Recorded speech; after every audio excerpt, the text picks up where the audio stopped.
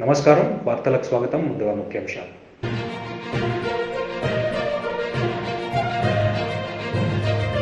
జిల్లా కలెక్టర్లు మరియు ఎస్పీలతో స్పందన కార్యక్రమంలో పాల్గొన్న సీఎం జగన్.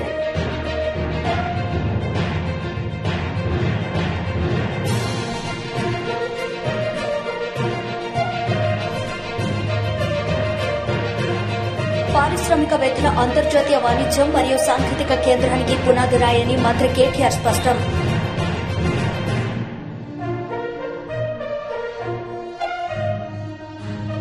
భారత ప్రభుత్వం సాంకేతికతను ప్రజాస్వామ్యం చేసే దిశగా నిరంతరం కృషి చేస్తోందని ప్రధాని నరేంద్ర మోడీ అన్నారు. ప్రతి పౌరుడు ఆర్థిక స్తోమత, సాంకేతికతను పొందాలనే లక్ష్యంతో ఆల్ ఇండియా రేడియోను దేశాన్ని అనుసంధానం చేస్తున్నారని ప్రధాని తెలిపారు.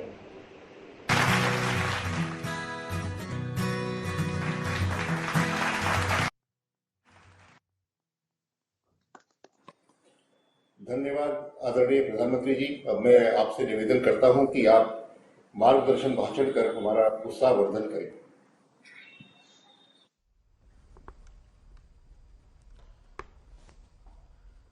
नमस्कार जी। कार्यक्रम में उपस्थित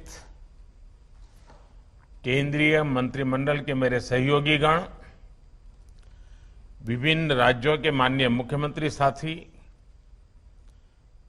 सांसदगण, विधायकगण, अन्य महानुभाव, देवी और सज्जनों, आज के इस कार्यक्रम में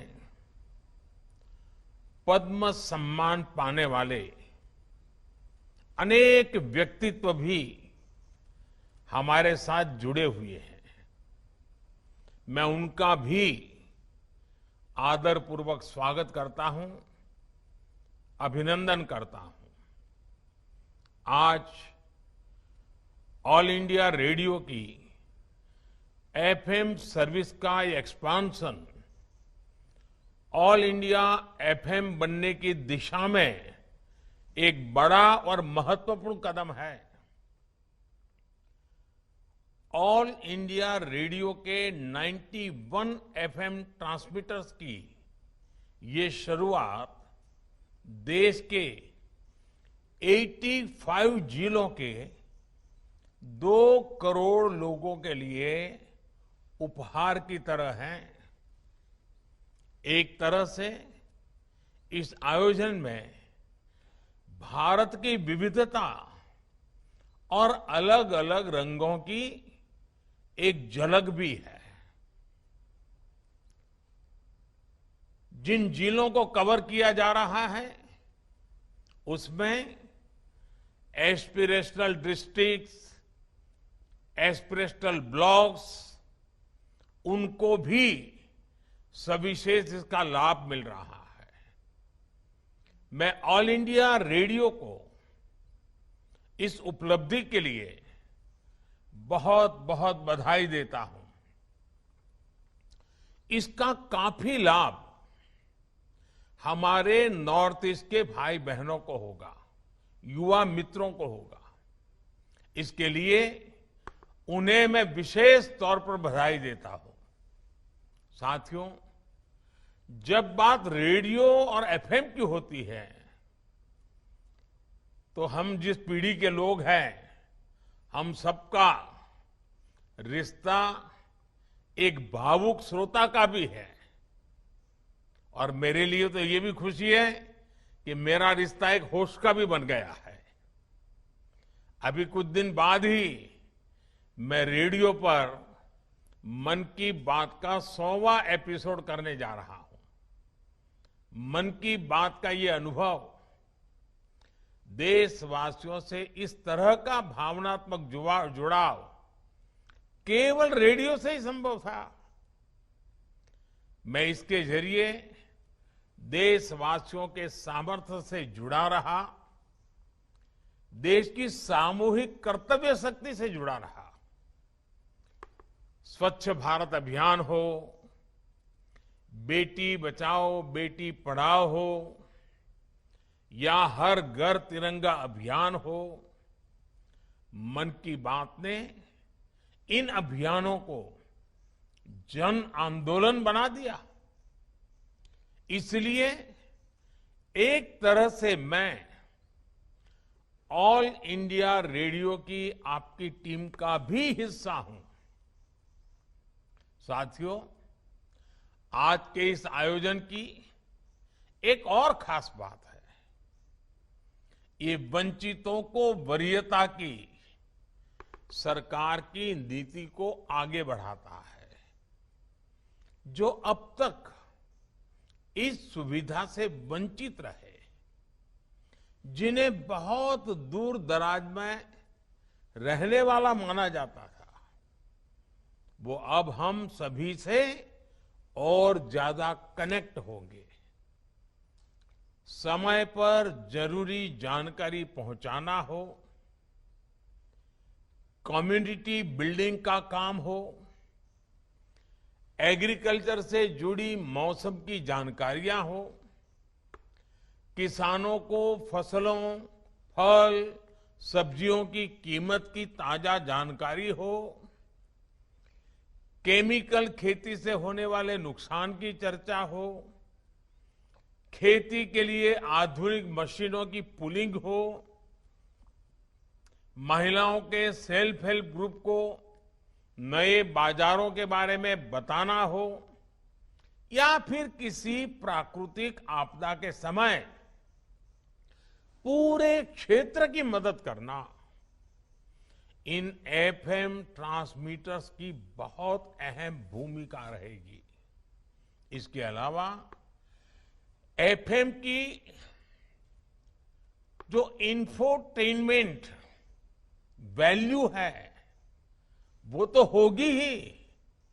साथियों, हमारी सरकार निरंतर इसी तरह टेक्नोलॉजी के लोकतांत्रिकरण, डेमोक्रेटाइजेशन, इसके लिए काम कर रही है। भारत अपने सामर्थ्य का पूरा इस्तेमाल कर पाए, इसके लिए जरूरी है कि किसी भी भारतीय के पास अवसरों की कमी न हो। సీఎం వైఎస్ జగన్ తాడేపల్లిలోని క్యాంపు కార్యాలయం నుండి జిల్లా కలెక్టర్లు మరియు ఎస్పీలతో స్పందన కార్యక్రమంలో పాల్గొన్నారు. ఈ సందర్భంగా ఆయన మాట్లాడారు. The quality is protected. The very purpose of this entire program is quality redressal. And to achieve that purpose, these project monitoring units are going to play a very, very critical role. And it's very important that you supervise these project monitoring units. Only then the desired output would come. And these PMUs, as I said, would be monitored directly from CMO as well. All the grievances raised through this helpline must be taken up by the concerned authority on priority and redressal in a time-bound manner with quality as the primary word. The word quality meaning the satisfaction. How do you say that it has been addressed qualitatively? Only when that person who is in receipt of your service says that, yes, to my satisfaction it has been addressed. That is the litmus test. And that is the very purpose of this Jagarannak Chabdam program. To speak a little more about this program, it's a direct connect with the Chief Minister also. The fact that we are lending our name to this program itself means that there is a direct connect with the Chief Minister. The helpline would consist of multiple feedback loops. So regularly there will be a call center here operating from the CMO, which will periodically take feedback. This is very important for us to understand how these people are, what these people think about the services that are being rendered. So this should be always playing in your mind. and citizens will receive regular updates regarding the status of their grievance. This is also one very important aspect which would define SLAs. The time-bound manner in which qualitatively the grievances would have to be addressed. It would speak of that. Telephone number 1902, which has been assigned to this program, you should also ensure that there is a wide publicity given to this telephone number as well. One way is through Gram Sachwalayam and ward volunteers, where every house these people would be visiting and speaking of this program, and also ensuring that they give a proper orientation in every house as to what this program is all about. So that activity would have to be taken up and completed also by May 9th, before May 9th, by the time this program is also launched. Every Saturday, it's got to be a housing day, where there would be periodic field visits, starting from collectors, JCs, RDOs, DLDOs, MROs, MDOs, municipal commissioners, special officers, the RWS, the housing, the DISCOMs, the village and ward functionaries, or meaning engineering assistants, welfare assistants, and panchayat secretary. All of you would have to ensure that every Saturday you visit the housing colonies wheresoever you have been deputed to. Because only through your visits, two things will happen. You will understand what the problems are so that you could speed it up. Two, the quality there would be enhanced. Jagananna Bhuhakku Mariyu Bhu Raksha program. It's never in the history of India probably. పారిశ్రామికవేత్త అంతర్జాతీయ వాణిజ్యం మరియు సాంకేతిక కేంద్రాన్ని పునాది రాయి అని మంత్రి కేటీఆర్ అన్నారు. ఈ సందర్భంగా ఆయన మాట్లాడారు. Entrepreneurship is something in which you're only limited by imagination, literally. Especially in a country like India, if you think for a minute,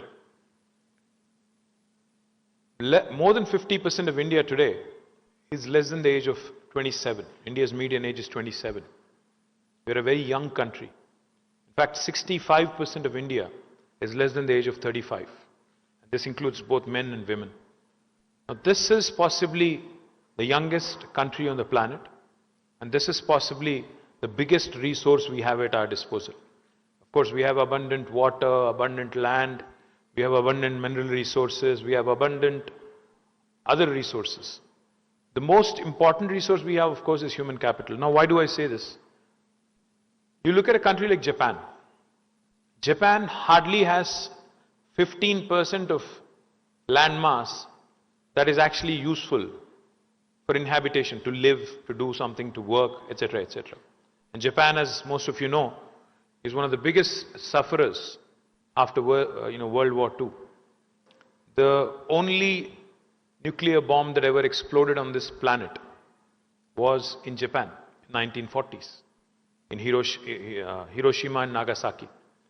Now, a country which has got only 15% of utilizable land, a country which suffered nuclear attack, a country which is prone to earthquakes, severe earthquakes, a country which is prone to tsunamis, a country which has got a long coastline and very little natural resources, has today become a force to reckon with.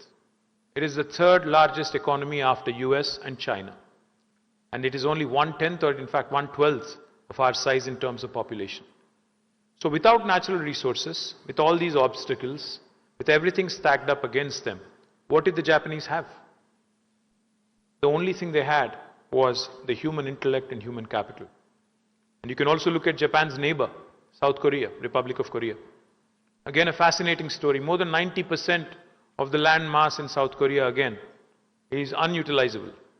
Again, everything stacked up against them. Very little natural resources. But today, if you go home, when you go home actually, all of you, please look around in your drawing room, please look around in your bedroom, please look around in your veranda, in your portico, you will see so many Korean and Japanese products. You'll see a Sony TV, you'll see a LG refrigerator, you'll possibly have a Hyundai car or some other make. You'll probably have a Toyota or a Honda or a... You can go on. There's so many things that these two countries have created between these two. It's amazing to even think and contemplate. Because again, these are Asian countries not very far from us. Again, culturally very, very similar to India. The kind of power that they have unleashed over the last few decades is something that's truly impressive and truly amazing. And each and every time I've been to these two countries, I've come back with mixed bag of emotions.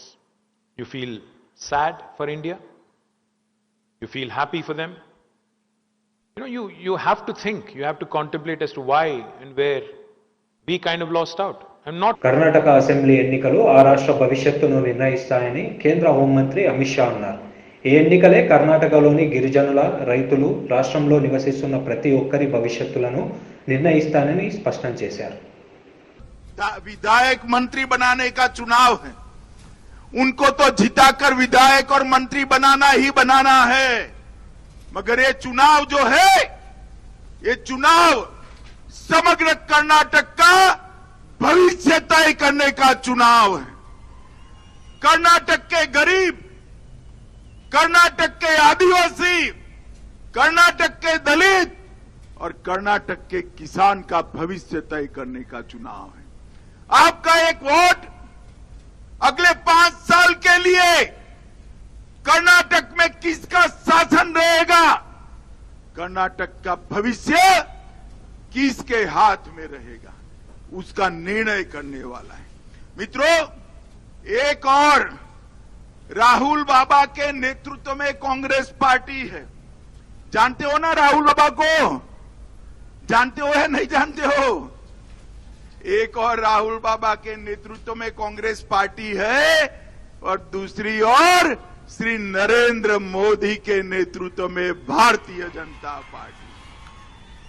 ये चुनाव ये तय करने का चुनाव है कि अगले 5 साल तक मोदी जी के नेतृत्व में डबल इंजन सरकार कर्नाटक को आगे ले जाएगी या कांग्रेस की सरकार रिवर्स गियर सरकार कर्नाटक. సంగారెడ్డి జిల్లా జోగిపేట పట్టణంలోని వ్యవసాయ మార్కెట్ గంజిలో రాష్ట్ర mark fed director Andole society chairman S Jaganmohan Reddy ఆధ్వర్యంలో స్థానిక ఎమ్మెల్యే చంటి క్రాంతికుమార్, సంగారెడ్డి జిల్లా పరిషత్ చైర్మన్ పర్సన్ మంజుశ్రీ, జైపాల్ రెడ్డి, జిల్లా వ్యవసాయ అధికారి నరసింగరావులతో కలిసి వరి కొనుగోలు కేంద్రాన్ని ప్రారంభించారు. మంజుశ్రీ జైపాల్ రెడ్డి గారికి, మార్కెట్ డైరెక్టర్ జగన్మోహన్ రెడ్డి గారికి, జిల్లా వ్యవసాయ అధికారి నరసింహరావు గారికి, అట్లా ఏడీ అన్న గారికి, మున్సిపల్ వైస్ చైర్మన్ డేవిడ్ గారికి, వైస్ చైర్మన్ రావు గారికి, ఇంకా వేదిక ఉన్న పెద్దలందరికీ, ఇక్కడ హాజరైన పెద్దలు జైపారెడ్డి గారికి, మాసపల్లి నారాయణ గారికి, లింగన్న గారికి, రామరావు గారికి, పత్రికా మిత్రులందరికీ కూడా, రైతులందరికీ నమస్కారం తెలియజేస్తున్నాం. మనం ఇంతకుముందు జగన్మోహన్ గారు చెప్పినట్లు బహుశా ఇంతకుముందు కంటే కూడా చాలా ముందుగానే మనం ఈ కేంద్రాన్ని ఓపెన్ చేస్తున్నాము. ఎందుకంటే అకాల వర్షాల వల్ల రైతులకు ఇబ్బంది అవుతుందని చెప్పి వడగళ్ల వాన, ఇంకో దగ్గర మామూలు వర్షం వల్ల చాలా ఇబ్బంది అవుతుంది. ఆరబెట్టిన ధాన్యం కూడా నష్టం జరిగే పరిస్థితి వస్తుంది. అందుకే ముందుగానే చేయాలని చెప్పి ముఖ్యమంత్రి గారు ఆదేశించడం జరిగింది. దానికి అనుగుణంగానే గత 4 రోజుల కిందనే దీన్ని చేద్దాం అనుకున్నప్పటికీ కూడా వివిధ కార్యక్రమాల వల్ల చేయలేకపోయినాం. రైతులందరూ కూడా మీ గ్రామాల్లో ఎక్కడికక్కడనే సెంటర్లు ఓపెన్ చేసుకుని సొసైటీలు, అట్లా ఐకేపీలు వాళ్ళందరూ కూడా వెంటనే కొనుగోళ్లు ప్రారంభించాలని చెప్పి, రేపటి నుంచే ప్రారంభించాలని చెప్పి కూడా నేను కోరుతున్నాను. ఎందుకంటే అన్ని ధాన్య కొనుగోలు కేంద్రాలకు మేము పోవడం రావడం అనేది సాధ్యం కాకపోవచ్చు కనుక అక్కడ ఉన్న మా స్థానిక ప్రజాప్రతినిధులతో, అక్కడ ఉన్న చైర్మన్లతో కొనుగోలు కేంద్రాన్ని మీరందరూ కూడా ఇనాగ్రేట్ చేస్తే సాధ్యమైనంత వరకు మేము కూడా వీలుంటే వస్తాము. మీరందరూ కూడా ఎక్కడ రైతుకు ఇబ్బంది కలగకుండా, ఏ రైతు కూడా నేను పండించిన పంట నష్టపోయినని, వర్షానికి తడిచిపోయిందని చెప్పి, లేదంటే ఇంకో రకంగా నేను నష్టపోయినని ఏ రైతు కూడా భావించొద్దు. అందరి ధాన్యాన్ని కూడా వెంటనే కొనాలని చెప్పి కూడా నేను మీ అందరికీ కోరుతున్నా. ధాన్యం కొనుగోలు చేయాలని, రైతు మీద భారం పడద్దు. రైతు నుంచి కొనుగోలు చేసి ప్రభుత్వం గోడౌన్లో పెట్టడం, లేదంటే మిల్లులకు పంపించడం అనేది ప్రభుత్వం చేస్తున్నది. ఎందుకంటే కేంద్ర ప్రభుత్వం సహకరించకపోయినా కూడా కేంద్రం కూడా ఇప్పుడు యాసంగిలో కొనుగోలుకు అంగీకరించలేదు. అయినా కూడా మా ముఖ్యమంత్రి కేసీఆర్ గారే ప్రభుత్వం మీద భారం అవుతున్నప్పటికీ కూడా ఎట్టి పరిస్థితుల్లోనైనా సరే ఈ యాసంగిలో వరి అయినా సరే నిర్ణయం తీసుకొని ముఖ్యమంత్రి గారు ఈ కొనుగోలును ప్రతి సంవత్సరం చేపిస్తున్నందుకు మనందరం కూడా రైతుల పక్షాన ముఖ్యమంత్రి గారికి ధన్యవాదాలు తెలిపాలని చెప్పి గట్టిగా చెప్పడంతో మీరందరూ కూడా ముఖ్యమంత్రి గారికి ధన్యవాదాలు తెలిపారు. ఎందుకంటే ప్రభుత్వం టీడీపీ పోలిట్ బ్యూరో సభ్యులు వర్ల రామయ్య మీడియా సమావేశం నిర్వహించారు. ఈ సందర్భంగా ఆయన మాట్లాడారు. బుద్ధి లేనివాడు అంటాం. ఇది నేను ఎందుకు చెబుతుంటే పరవస్తు చెన్నై సూర్య గారు మిత్ర లాభంలో చెబుతారు ఆయన. నేను ఇక్కడ ఎందుకు చెబుతున్నా అంటే Jaganmohan Reddy our honourable chief minister should know it. Chandrababu Naidu గారి కంటే నేను వయసులో చిన్నవాడిని కదా, నేను యాక్టివ్ అనుకున్నారు. కాదు జగన్మోహన్ రెడ్డి గారు. ఒక రకంగా చెప్పాలంటే you are a immobilised person. మీరు సరిగా కదలలేరు, ప్రజల్లోకి వెళ్ళలేరు, 4 అడుగులు నడవలేరు. కొబ్బరికాయ కొట్టడానికి రాయి పైకెత్తించుకొని కొట్టినా మీరు ఎంత సిగ్గుచేటండి. అసలు మీరు కొబ్బరికాయ కొట్టిన ఫలం అందుతుందా? నేను అడుగుతున్న పురోహితుల్ని. ఆ పురోహితులు కూడా ఫన్నీగా అట్లా కొట్టకూడదు సార్, అట్లాగా మీరు వంగి కొట్టండి సార్. రాయిని పైకి లేపటం ఏంటి? రేపు దేవుణ్ణి వెంకటేశ్వర స్వామిని తాడేపల్లి ప్యాలెస్కి తీసుకెళ్తారా? నాకు మీకు ఒంట్లో బాగాలేదని?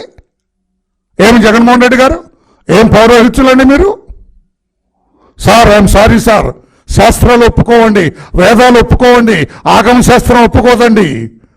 మీరు ఇలాగ రాయి పైకెత్తి కొట్టడానికి లేదండి అనలేరండి మీరు? రాయి పైకెత్తి కొట్టిన రోజునే నడువు నొప్పి అంటాము. నడువు నొప్పి ఉన్న నీవు గోడ ఆ కలవట్టిని ఎగిరి దూకిన చంద్రబాబు నాయుడు గారిని ఎలా తప్పుపడతావు? వృద్ధులని ఎలా అంటావు? కనుక శ్రీశ్రీ గారు మీలాంటి వాళ్ళ గురించే మాట్లాడారు. కొంతమంది యువకులు పుట్టుకతో వృద్ధులు. శ్రీశ్రీ గారండి, బహుశా మీకు తెలిసి ఉండకపోవచ్చు, పెద్ద కవి, విప్లవ కవి, ఆధునిక కవి. ఆయన అన్నారు కొంతమంది వృద్ధులు లైక్ అవర్ జగన్మోహన్ రెడ్డి గారు, కొంతమంది యువకులు లైక్ అవర్ జగన్మోహన్ రెడ్డి గారు, కొంతమంది యువకులు జగన్మోహన్ రెడ్డి గారు లాంటి వాళ్ళు పుట్టుకతో వృద్ధులు. అది మీకు వర్తిస్తుంది, చంద్రబాబు నాయుడు గారు కాదు అని చెప్పుకొని నేను తెలియజేస్తున్నా. అసలు మీ గురించి మీరు ఎందుకు బేరీజు వేసుకోరు? మీ ఆలోచనలన్నీ కూడా అడుగడుగున మీ తల్లిదండ్రుల పెంపకాలేమిని గుర్తు చేస్తున్నాయి.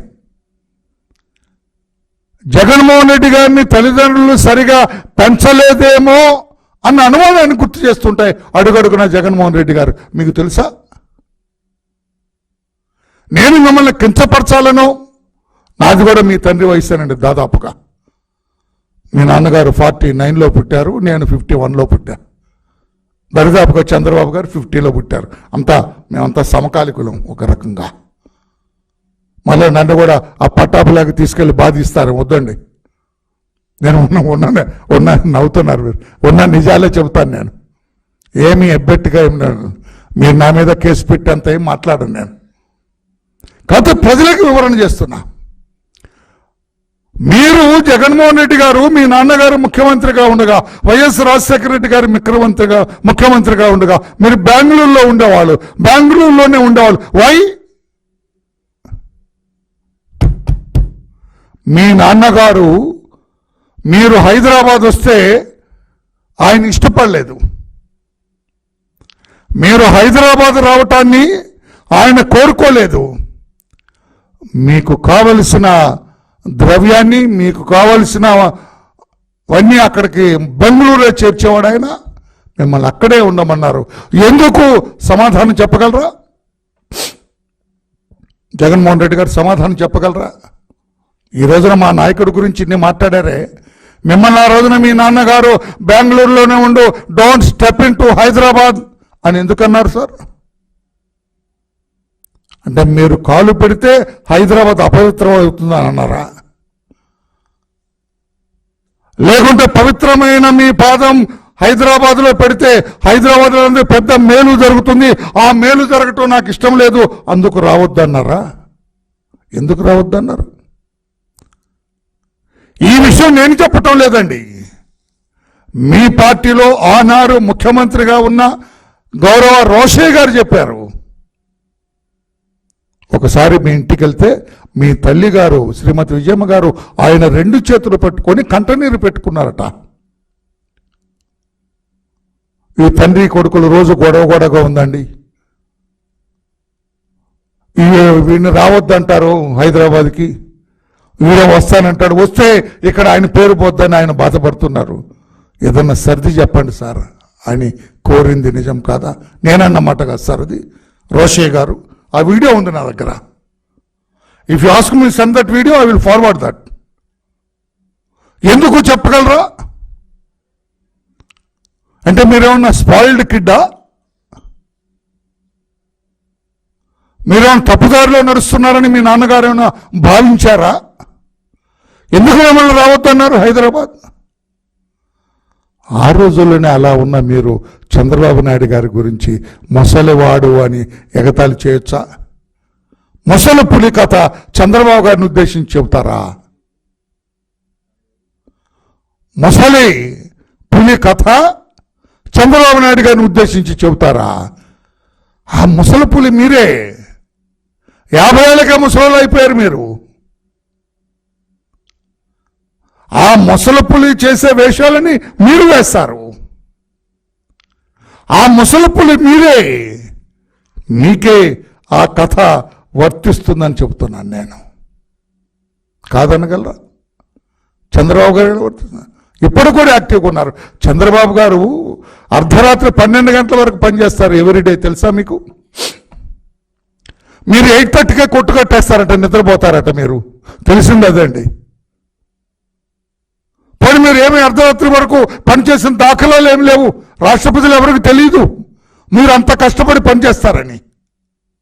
మీరా వృద్ధులు? చంద్రబాబు నాయుడు గారా? వయసు కాదు కదా వృద్ధాప్యాన్ని చెప్పేది. మీ పనితీరు, మీ నడక, మీ వ్యవహార శైలి, మీ మాట, మీ day to day working out, అది మీరు చేసేది. రోజుకు పనిచేస్తే ఎంత 1-2 మీటింగులు పెడతారు, మీరు కొట్టుకట్టేసి పడుకుంటారు. మీరు ఆ వృద్ధులు అర్ధరాత్రి వరకు పనిచేసే చంద్రబాబు నాయుడు గారా? మీకే మీ విజ్ఞతగా వదిలేస్తున్నా వాడిని. ఇది నేను ప్రెస్ మీట్ కాదు, మీకు కొంచెం తెలియజేయాలని, ఎరికపరచాలని. అసలు వ్యవహార శైలి, మీ వ్యవహార శైలి, మీ నడక, మీ నడత వల్ల మీ తల్లిదండ్రులు మిమ్మల్ని ఎలా పెంచారో తెలుస్తుంది సార్. నేను ఈరోజు మాట్లాడుతున్నా మైక్ ముందు. నేను మాట్లాడి తీరు బట్టి ఎదుటి వాళ్ళు గ్రహిస్తారు. ఓహో, రామయ్య గారికి కొంచెం భాషా జ్ఞానం ఉందంటే వాళ్ళ తల్లిదండ్రులు నేర్పుంటారు అనుకుంటారు. వాళ్ళు చిన్నప్పుడు నేర్పుంటారని మా తల్లిదండ్రులు గుర్తు చేసుకుంటారు. నేనేదన్నా చెడు ప్రవర్తన చేసి చెడ్డగా ఉండి ఏది ఇక్కడికి వచ్చి కూర్చొని ఇష్టం వచ్చినట్టు మాట్లాడి ఏదో బాగా తాగేసి ఫుల్గా గిట్కాలు కొట్టొచ్చి తుప్పుక్కుమని ఇక్కడ ఊసేది చేశారనుకో, చిచి ఎవడరా వీడు, తల్లిదండ్రులు వీడిని సరిగా పెంచలేదురా అనుకుంటారు. ఇప్పుడు అర్థమైందా మీకు? ఇప్పుడు అర్థమైందా ఎవరు వృద్ధులు ఎవరు కాదు అనేది? అటువంటి మీరు చంద్రబాబు నాయుడు గారిని అలా మాట్లాడటం కరెక్టా సార్ అని చెప్పి నేను అడుగుతున్నా. జగన్మోహన్ రెడ్డి గారు అన్ని అబద్ధాలు. ఆ రోజు మీ నాన్నగారు చనిపోయినప్పుడు నేను మిమ్మల్ని ఎగతాళి చేయాలి, కించపరచాలని కాదు sir. Just I wanted to educate you. ఆ రోజున హెలికాప్టర్ క్రాష్లో మీ నాన్నగారు చనిపోయినారు. శవం ఇంకా ఇంటికి రాలేదు. వార్తలు ముగించే ముందు ముఖ్యాంశాలు మరోసారి.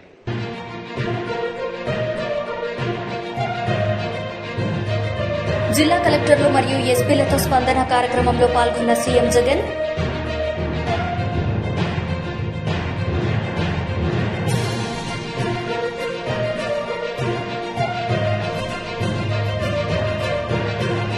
పారిశ్రామికవేత్తల అంతర్జాతీయ వాణిజ్యం మరియు సాంకేతిక కేంద్రానికి పునాది రాయని మంత్రి కేటీఆర్ స్పష్టం.